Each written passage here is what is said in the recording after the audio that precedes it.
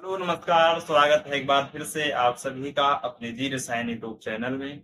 मैं उम्मीद करता हूं कि आप लोग स्वस्थ होंगे, मस्त होंगे और बहुत ही जबरदस्त तरीके से अपनी पढ़ाई कर रहे हैं। जैसे कि इस क्लास में आप लोगों को पता ही है कि हम रसायन विज्ञान पढ़ रहे हैं क्लास 12 वालों के लिए ना। तो इसमें किसी को कोई डाउट नहीं होना चाहिए कि हमारा सेशन किस लिए होता है। जो हमारा इवेंट रोज आता है, रोज हमारा जो इवेंट बनाया जाता है, जो सेशन बनाया जाता है, इसमें हम पढ़ते हैं रसायन विज्ञान क्लास 12 वालों के लिए केमिस्ट्री। एनसीईआरटी फैक्ट होते हैं, एनसीईआरटी फैक्ट होते हैं और हिंदी मीडियम। एनसीईआरटी फैक्ट के साथ साथ हम हिंदी मीडियम में पढ़ाते हैं।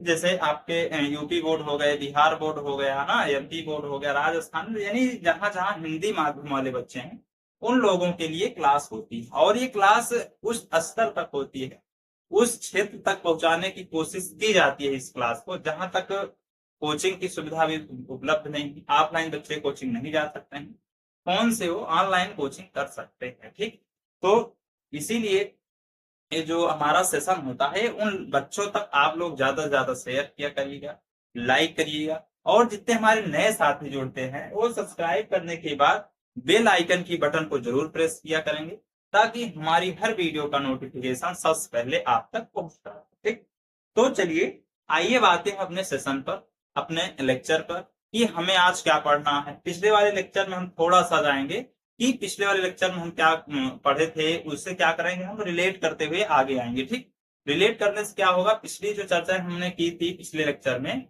और जो अभी वाले लेक्चर में जो हम चर्चाएं करने वाले हैं वो बातें आसानी से समझ में आ जाए। ठीक, तो देखिए क्या है, पिछले वाले लेक्चर में हमने क्या पढ़ा था, विद्युत रासायनिक श्रेणी के बारे में जाना था।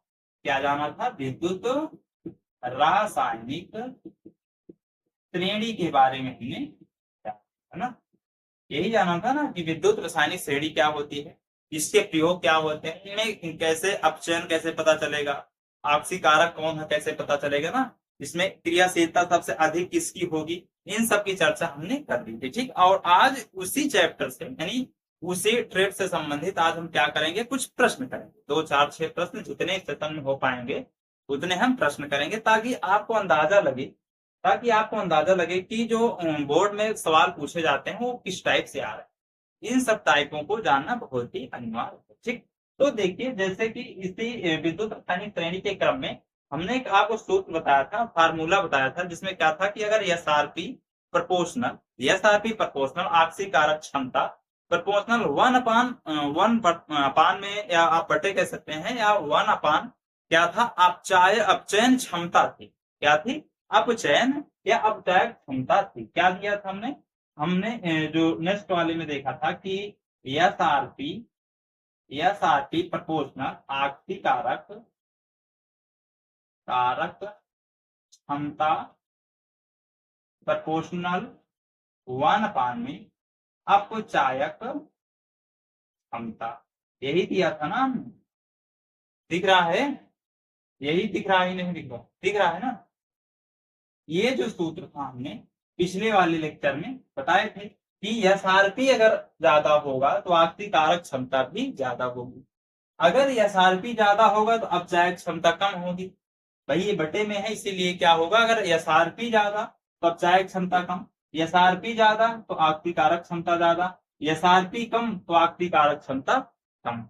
इसको हमने देखा था ना, इस चीज को हमने देखा था। और दूसरी चीज जो थी, अगर मान लीजिए हम एसआरपी की बात करें, अगर हम एसआरपी की बात करें, क्या होता है, एसआरपी अगर धातु क्रियाशीलता पर कैसे निर्भर करती है कि एसआरपी प्रपोर्शनल 1 में क्या थी, धातु की क्रियाशीलता, क्रियाशीलता ना, क्रियाशीलता का मतलब होता है कि धातु कितना क्रियाशील है, जो जितना अधिक क्रियाशील होगी उतना क्या करेगी, दूसरे जो है क्या करेगी, दूसरे धातु को उठाकर फेंक देगी। ठीक, अगर इसमें हम बात करें, थोड़ा तिरछा लिख जाता है, उसको हम सीधा लिखने का प्रयास करते हैं। अगर मान लीजिए हो जाता है तो आप लोग सीधा नोट में सीधा लिखा करिएगा। ठीक, एसआरपी ज्यादा, नीचे क्या था, धातु की क्या थी, क्रियाशीलता, क्रियाशीलता के बारे में किया था ना। अब देखिए इसमें क्या है कि अगर एसआरपी का मान ज्यादा होगा, क्या होगा, ज्यादा होगा, तो क्रियाशीलता क्या होगी, कम होगी, क्रियाशीलता का मान कम होगा। अगर एसआरपी का मान कम होगा, एसआरपी का मान कम होगा तो क्रियाशीलता अधिक होगी। ठीक, क्रियाशीलता अधिक होगी। देखिए एसआरपी का मान हम इसलिए कह रहे हैं, जैसे आपने देखा होगा कि जैसे मान लीजिए हम 0 मार्क कर लेते हैं और इधर मार्क कर लेते हैं, यहाँ पर क्या हो जाता है -1 -2 -3। अब देखिए -1 जो है, अगर मान अधिक के बारे में अगर पॉजिटिव में देखेंगे 2 से अधिक 1 है, -2 से अधिक -1 है कि नहीं है। अगर ऋणात्मक में देखेंगे तो -1 से -2 अधिक है, लेकिन अगर धनात्मक में देखेंगे तो -2 से -1 अधिक है। इसी तरह यहाँ पर +1 हो जाएगा, +2 हो जाएगा, +3 हो जाएगा, ये मान क्या होंगे, ज्यादा हो जाएंगे। ठीक, ये मान क्या होंगे, ज्यादा हो जाएंगे। इसी तरह इसमें अगर एसआरपी का मान ज्यादा है तो क्रियाशीलता कम है, क्योंकि एसआरपी का मान ज्यादा होने का मतलब ये है कि वो धातु की क्रियाशीलता कम करेगा। क्योंकि हमने जो श्रेणी में क्रियाशीलता के बारे में चर्चा की थी, उसने हमने साफ एग्जैक्ट लिखा भी था और बताया भी था आपको कि अगर धातु की ऋणात्मकता का मान अधिक होगा, यानी धातु का जो एसआरपी का जो मान होगा, जितना अधिक ऋणात्मकता होगा, जितना अधिक माइनस में होगा, उतनी धातु अधिक क्रियाशील होगी। लेकिन उसके लिए एसआरपी मान कम होता चला जाएगा।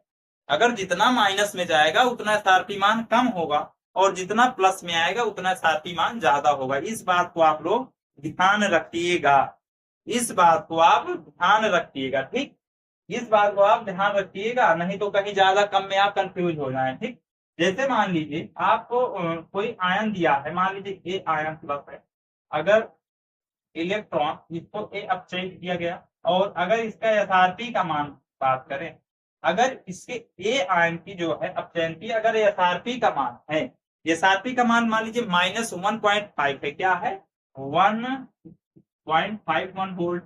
यहीं पर बी आयन, बी अपचयन अपचायक है। ठीक, तो बी का क्या मान हो जाएगा, अगर यहाँ पर हम बी की बात करें, बी का मान इससे मान लीजिए कुछ कम हो जाता है, या बी का मान मान लीजिए 0.53 वोल्ट हो जाता है, -0.53 वोल्ट हो जाता है। अगर इसमें आपसे ए वोल्ट है, ये क्या है, वोल्ट है। ठीक, ऐसे यहाँ तक बात समझ में। मान लीजिए कोई ए आयन है, अपचयन है, अपचायक है, और उसका एसआरपी का मान क्या है, 1.51 वोल्ट है, और वहीं पर बी जो अपचायक है उसका एसआरपी मान क्या है, 0.53 वोल्ट है। अब दोनों में अगर हम इसके एसआरपी का क्रम बात करें, एसआरपी का क्रम बात करें, या जो है हम बात करें इसके धातु की क्रियाशीलता की या अपचायक क्षमता की बात करें, तो इसमें देखिए सबसे जाहिर सी बात है, अगर एसआरपी का क्रम देखेंगे, एसआरपी का क्रम अगर देखेंगे, क्रम देखेंगे, तो देखिए एसआरपी का मान सबसे ज्यादा किसका है, एसआरपी का मान अगर हम ज्यादा की बात करें तो बी का, एसआरपी का मान सबसे ज्यादा किसका है, बी का है। बी का इसलिए है क्योंकि देखिए माइनस में 1 है और ये क्या है, माइनस में 0 है, माइनस में 0 है, इसीलिए ज्यादा होगी संख्या, ये कम होगी। और एसआरपी किसका ज्यादा होगा, इसका ज्यादा होगा। जब इसका ज्यादा होगा ये ऐसे बनेगा, ऐसे क्रम में लगेगा कि ये क्या है, बी से कम है ए, यानी जितना ज्यादा माइनस में होगा उतना एसआरपी का मान कम होगा। ठीक, जितना ज्यादा प्लस में होगा उतना एसआरपी का मान ज्यादा होगा। ठीक, अगर इसके हम अपचायक क्षमता की बात करें, अगर अपचायक क्षमता की बात करें तो एसआरपी का मान अधिक तो अपचायक क्षमता का मान कम। यानी क्या होगा, अगर जितना एसआरपी का मान ज्यादा होगा उतना अपचायक क्षमता कम होगी, या आप ऐसे लिख सकते हैं अपचायक क्षमता कम होगी, अपचायक क्षमता क्षमता कम होगी। कब, इसकी हम बात करें कि अपचायक क्षमता जो कि कब कम होगी, जब एसआरपी का मान ज्यादा होगा। क्या को, एसआरपी का मान ज्यादा होगा, मान ज्यादा होगा। और एसआरपी का मान ज्यादा कहां पर है, यहाँ पर है। तो एसआरपी का मान ज्यादा तो अपचायक क्षमता कम, अगर अपचायक क्षमता कम तो एसआरपी का मान ज्यादा। अब इसमें हम अगर अपचायक क्षमता की बात करें, आपको चायक क्षमता, अपचायक क्षमता की अगर हम बात करें तो एसआरपी का मान किसका कम है? ये का, यानी ए का एसआरपी का मान कम, यानी अपचायक क्षमता अधिक क्या होगी? ए का एसआरपी मान कम है, इसीलिए ए की अपचायक क्षमता अधिक होगी। ठीक, इस बात को आप समझ रहे हैं कि ए की क्या है, एसआरपी मान कम है, एसआरपी मान ए का कम तो अपचायक क्षमता अधिक। और दूसरी चीज, अगर यहीं पर क्रियाशीलता का क्रम देखा जाए, क्रियाशीलता क्रियाशीलता क्रियाशीलता का क्रम, अगर क्रियाशीलता का क्रम की हम बात करें तो इसमें आप लोग देखेंगे कि क्या है, क्रियाशीलता अधिक कब होगी? जितना धातु का मान ऋणात्मक होगा उतना क्रियाशीलता अधिक होगी, जितना एसआरपी मान ऋणात्मक होगा उतना क्रियाशीलता अधिक होगी। तो क्रियाशीलता में सबसे क्रियाशील ए होगा और उससे फिर कम बी होगा। इस तरह हम लगाते हैं क्रियाशीलता के क्रम में कम ज्यादा करने का। ठीक, क्रियाशीलता का मान, अपचायक क्षमता का मान। ठीक, और इसी पे आधारित हम एक दो प्रश्न भी देखेंगे कि प्रश्न को कैसे हल करेंगे। इसको नोट कर लीजिए या स्क्रीनशॉट ले लीजिए, उसके बाद हम आगे चलते हैं नेक्स्ट वाले पे, देखते हैं कि नेक्स्ट कैसे हम करेंगे, कि इससे रिलेटेड जो और प्रश्न आते हैं उनकी हम चर्चा करने वाले हैं। ठीक, इससे रिलेटेड जो आते हैं उनसे हम प्रश्न की चर्चा करेंगे।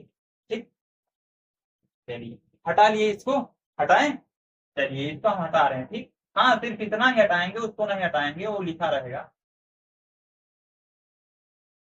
देखिए, अगर आप लोगों को समझ में आ रही हो बातें, हर चीज बेहतरीन ढंग से समझ में आ रही हो, तो चैनल को ज्यादा से ज्यादा सेशन को शेयर करिए, लाइक करिए और सब्सक्राइब करना ना भूलें। सब्सक्राइब तो जरूर करेंगे, सब्सक्राइब करने से क्या होता है, हमारी हर वीडियो का नोटिफिकेशन सबसे पहले आप तक पहुंचता है। ठीक, देखिए जैसे हम प्रश्न की बात करें, इसमें पहला प्रश्न क्या है कि धातुओं में, जैसे कोई धातु है, धातु क्या है, ए बी सी तथा डी का मानक अपचयन विभव का मान क्या दिया है, -2.93 वोल्ट, -0.626 वोल्ट। फिर क्या दिया है, फिर कामा 0.26 वोल्ट, फिर -3.05 वोल्ट, कामा 0.74 वोल्ट दिया। ठीक, दिया है। अब इसमें हमें क्या करना है, देना है कि एसआरपी का मान और धातु की क्रियाशीलता का मान दिख तो रहा है, जो लिखा गया है ना, दिख रहा है ना जो लिखा गया है, कि इसमें अगर हम बात करें एसआरपी का मान और अपचयक क्षमता का मान, इन सब की अगर हम चर्चा करें तो इन सब में क्या देखा जाएगा कि अगर हम इसको ऐसे लिखते हैं कि ए बराबर क्या दिया है, -2.93, बी बराबर क्या दिया है, बी बराबर दिया है -0.26 वोल्ट। ठीक, सी बराबर क्या दिया है, 0.26 वोल्ट, यही दिया है ना, जीरो बराबर क्या दिया है, 26 वोल्ट, 26 वोल्ट दिया है ना।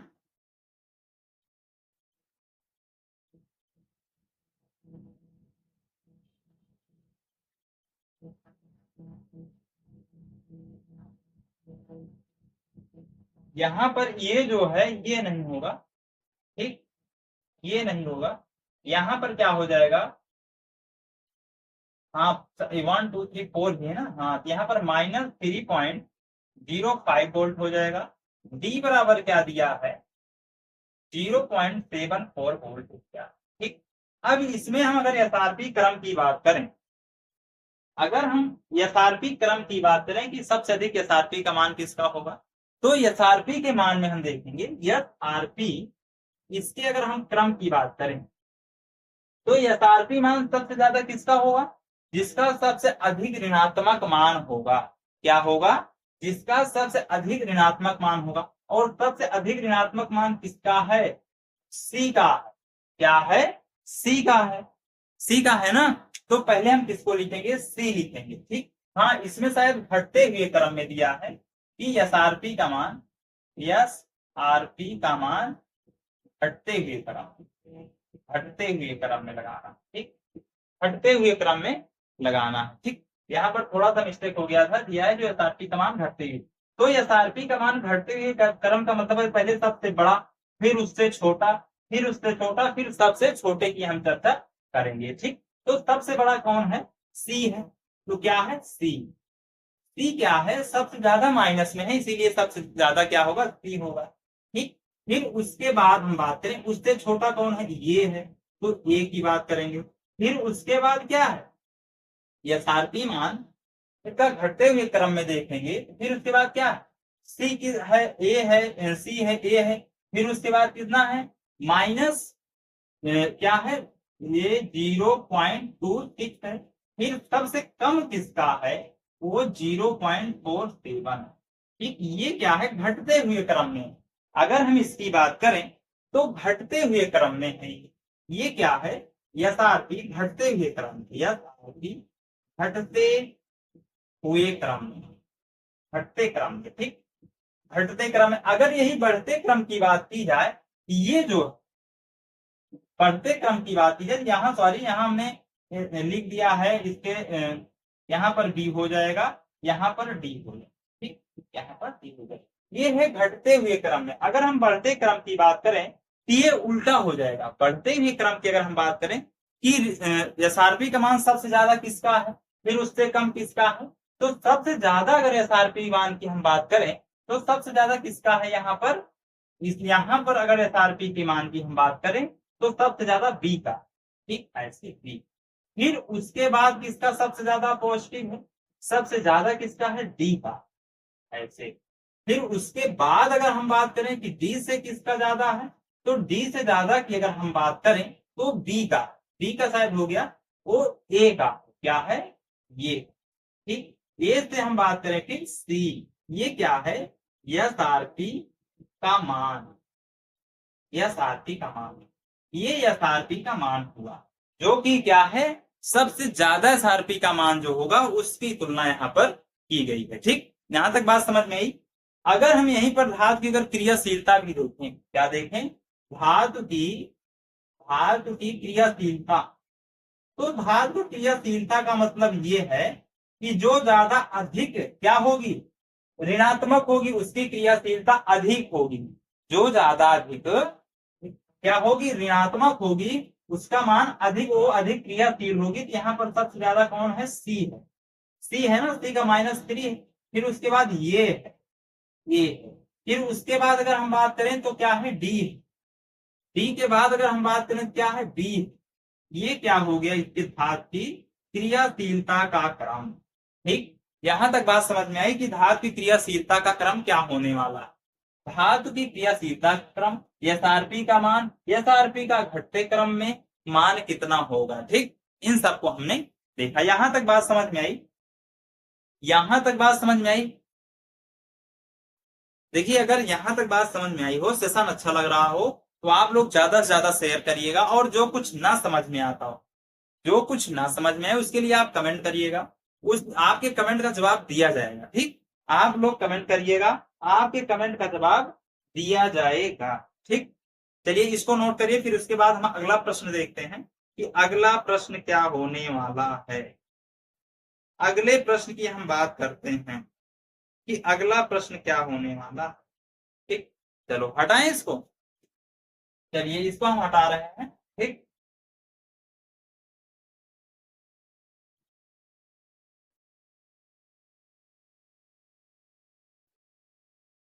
देखिए अगर हम अगले प्रश्न की बात करें तो इसमें क्या देखेंगे कि क्या है, अगर यथार्थी मान में क्या होता है, कुछ हमें तत्व दे दिए जाते हैं।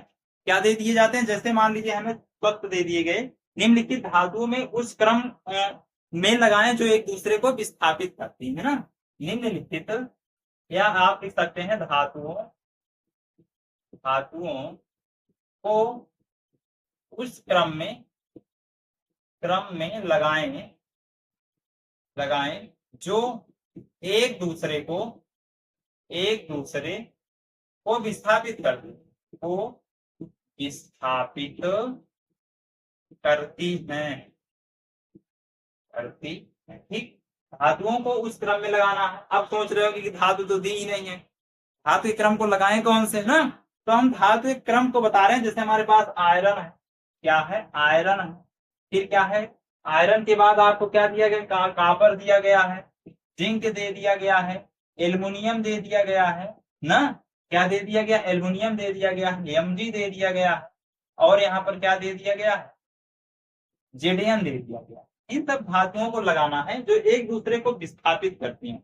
और एक दूसरे को विस्थापित करने के लिए आपको एक फार्मूला मैंने बताया था, जो कि आपको सीरीज को याद रखने के लिए, सीरीज को याद रखने के लिए एक हम आपको सूत्र बताए थे ना, शायद बहुत से लोगों को याद होगा, या जिनको नहीं याद है वो एक बार फिर से देख लें कि एक जो सूत्र हमने सॉरी जो ट्रिक बताई थी, ट्रिक से श्रेणी को याद करना, इसको हल करने के लिए आपको श्रेणी की जरूरत होती है।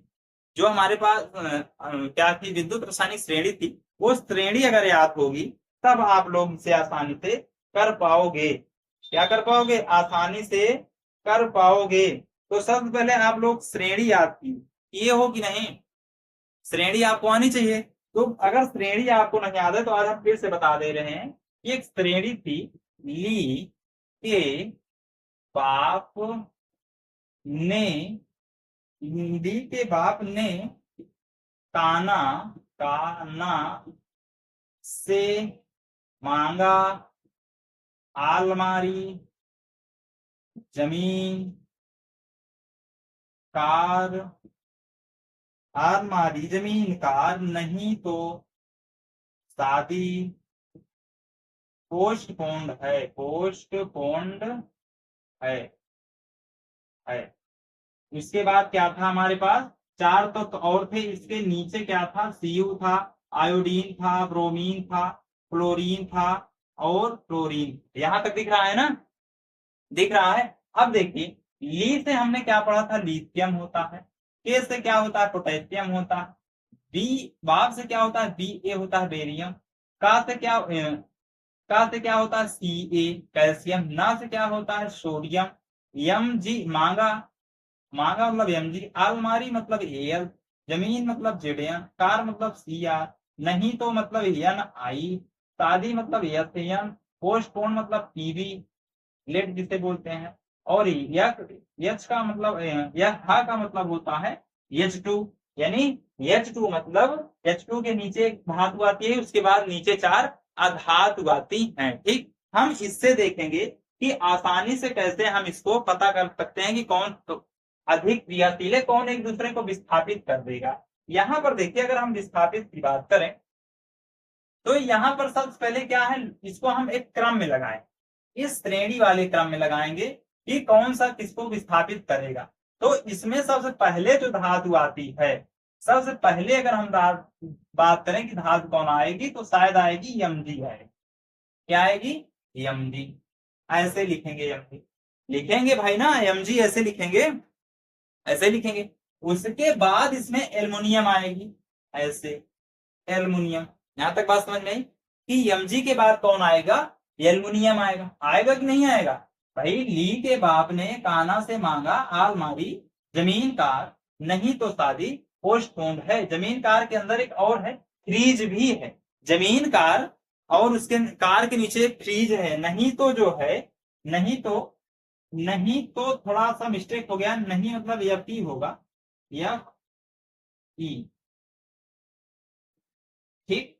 नहीं तो फ्रीज, कार के नीचे लिख लीजिए फ्रीज, यहां पर कार फ्रीज, नहीं तो थोड़ा सा यहां से मिस्टेक हो गया है, हम थोड़ा सा उससे करेक्शन करेंगे। नहीं तो शादी, पोस्टपोन्ड है, पोस्टपोन्ड है।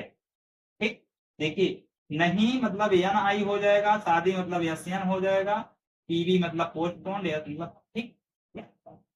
अब देखिए, मैग्नीशियम के बाद एल्युमिनियम आ रहा है, एल्युमिनियम के बाद क्या आ रहा है, एल्युमिनियम के बाद क्या आ रहा है, जिंक आ रहा है, जेडएन। ये तो इसके बाद हम जेडएन को लगाएंगे।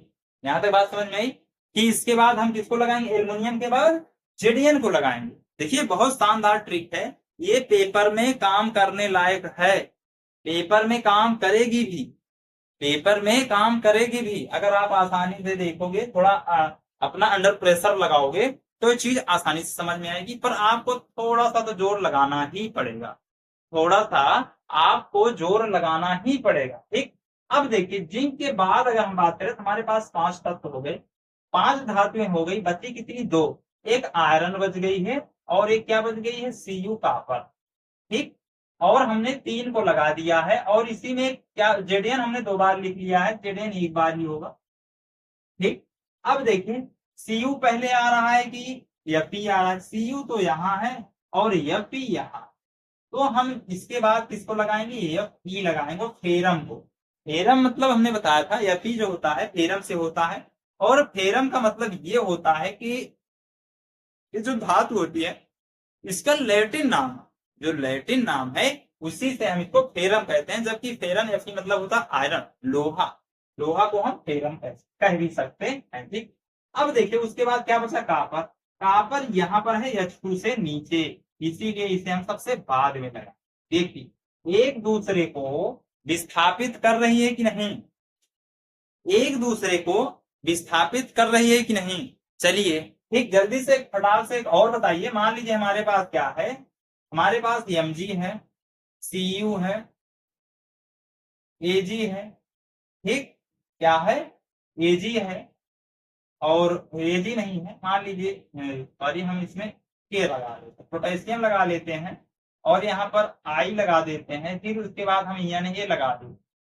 ठीक, एक और इसी में लगा देते हैं F-। ठीक, अब अगर इसको हम बताएं कि विस्थापित यानी विस्थापित कैसे करें, विस्थापित, विस्थापति, विस्थापित क्रम में लगा, तो सबसे पहले क्या करेंगे? आपको पता है विस्थापित करना है, इसमें मैग्नीशियम है, कॉपर है, कैल्शियम पोटेशियम है, आयोडीन है, सोडियम है और फ्लोरीन है। F माइनस का मतलब फ्लोरीन है। Fe होता तो फेरम हो जाता, Fe होता तो फेरम हो जाता, लेकिन यहाँ पर क्या है? F माइनस है, इसका मतलब फेरम की बात कर रहा है। किसकी बात कर रहा है? फेरम की बात कर रहा है। ठीक, चलिए जल्दी से बताओ। और हाँ, अगर सेशन अच्छा लग रहा हो तो ज्यादा से ज्यादा शेयर करिएगा, लाइक करिएगा, सब्सक्राइब करिएगा सेशन को। ठीक, और सभी ग्रुपों में इस सेशन को फैला दीजिए चारों तरफ, लगे कि हाँ यार क्लास हो रही है। ठीक, चलिए हम अगर इसकी देखते हैं, विस्थापित क्रम को देखते हैं, तो इसमें सबसे पहले कौन सा तत्व आएगा या धातु आएगा? वो पोटेशियम आएगा। पोटेशियम का स्थान यहाँ। ठीक, तो हम पहले क्या लिखेंगे? पोटेशियम। यहाँ से प्रश्न आते हैं इलेक्ट्रोकेमिस्ट्री में 2024 में जो परीक्षाएं हुई थी उसमें यहाँ से भर भर के प्रश्न आए थे, 2023 में भी आए थे। यहाँ से करीब 10 नंबर के प्रश्न आते हैं इलेक्ट्रोकेमिस्ट्री चैप्टर अकेले से। ठीक, तो इस बात को ध्यान रखिएगा कि इलेक्ट्रोकेमिस्ट्री जो विद्युत रसायन है, वैद्युत रसायन है, यहाँ से प्रश्न आते हैं। ठीक, देखिए यहाँ पर अब आइए, पोटेशियम है, उसके बाद अगर हम बात करें कौन सी धातु है, तो सोडियम। क्या है? सोडियम है, जिसे पानी में रखने पर आग लग सकती है ना, और सोडियम इतना ज्वलनशील पदार्थ होता है, इसे कैरोसिन में रखा जाता है, घासलेट में रखा जाता है, कैरोसिन में रखा जाता है। उसके बाद अगर हम देखें इस सोडियम के बाद क्या आता है, तो सोडियम के बाद शायद यहाँ पर मैग्नीशियम आएगा, Mg जिसे हम बोलते हैं। फिर उसके बाद अगर मैग्नीशियम की बात के बाद अगर हम करें तो कापर आएगा। अगर हम कापर के बाद कौन सी धातु विस्थापित होगी, वो होगी आयोडीन। ठीक, यहाँ पर आयोडीन है, फिर क्या है? फ्लोरीन है।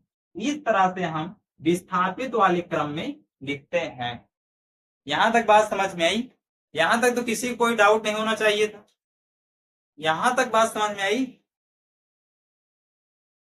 यहां तक बात समझ में आई?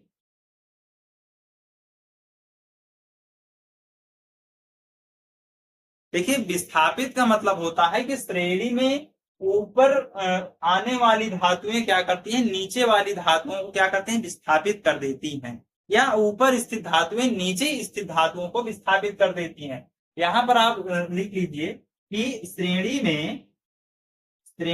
में ऊपर आने वाली धातुएं नीचे आने वाली धातुओं को विस्थापित कर देती हैं, विस्थापित कर देती हैं।